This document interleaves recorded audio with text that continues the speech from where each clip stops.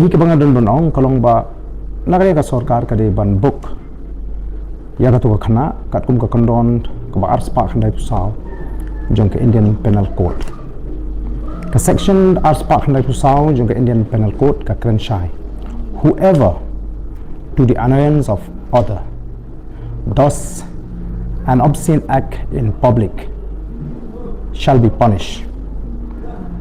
Lani kabapuli sing a song or recite a ballad of obscene shall be punished. Kat kum ka kandon ai. Te nimma banlen bakatu karukom le jungkatu ka khana sama tu si. Kalong ka jingle khlai makor ka ba palat put.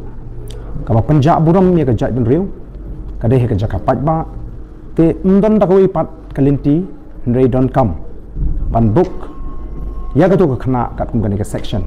Khnang ba kanum ai ka khubor ka basmiu sha ki wipat ki bapet ya ka jala ka jingi namar kani kam kut tang hang ni mo kani kala sapriang ling ba ki rinsan social media bat kan kta ya ka buram ka ijat bat kam dehiru ka rukum im ka jingi kum ka jai beriu rilum bangin i ki ke hoi phila ban lek men phila ban shat phila ban yarwai phila ban ekmen hendrei om de ke ba penjak buram ya ka jai ben riu but kini kita masa ki baga sarkar ka pelong kat kum ka jing pen pau kalong ban kintiu ya ke kam jung okai perthai lesi ban peniru ya ka sap ka phong ka ki briu jing na kani ka jala gi don mo ban promote ya ka tourism but ya ki briu ki nong song jong ni ka snong